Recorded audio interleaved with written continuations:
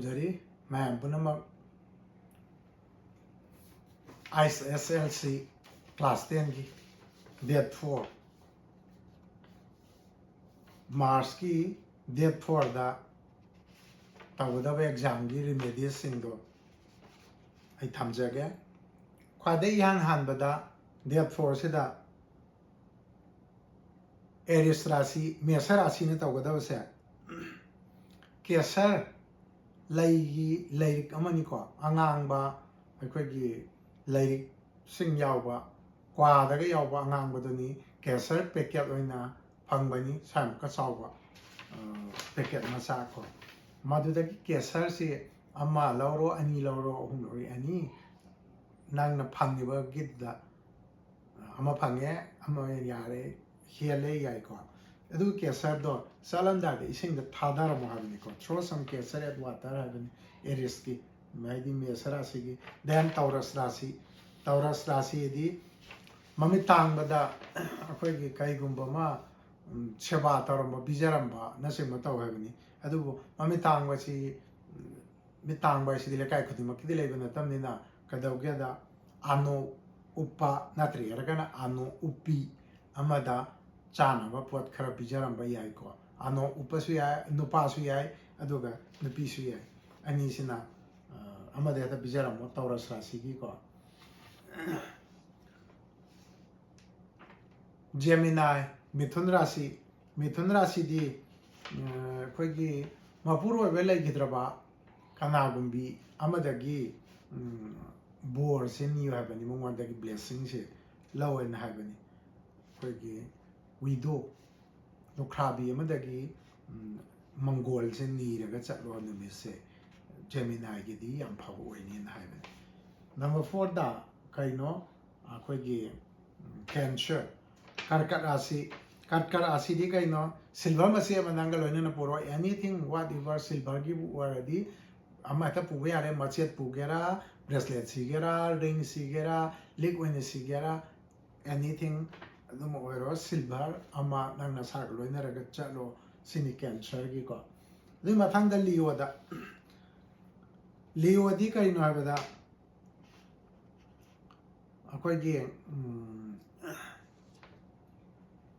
लैसे फंगगदी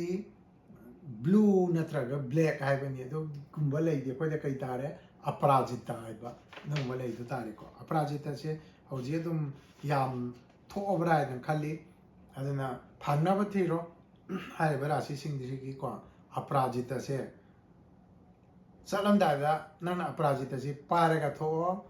Sumang योरगा लंगथोकेरा gate वांगयो लंगथोकेरा अपराजिता दु लंगथोखरो को blue मचू की लई और ब्लैक मचू की लई फंगद्रगसु अदुगी मचू हाफे मानबा अदुमाइन तौरो अदुगा लंगथोखरो बिरगो काइना राशि सिदी काइनो लाइसंग अमदा घी कटलमु हाबनी लाइगी ओबदु म टेंपल अमदा घी से डोनेट तौरमु हाबनी हाइदी कालागा खैरममगा दुम यारे को दुमाइना काइना राशि 10 काइनागी मथंगदा लिब्रा दी कनागुंबी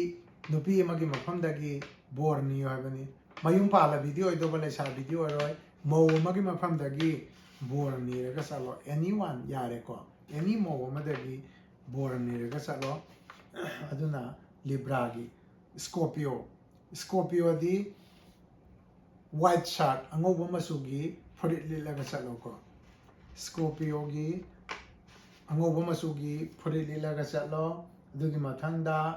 सेजिटेरस की दी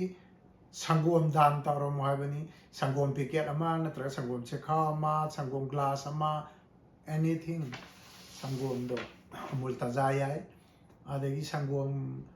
अखोगी पैकेट थोइदो याय अदुमा संगोम अमा कनानोमदा चावइदना पिजेथोमो अदुगा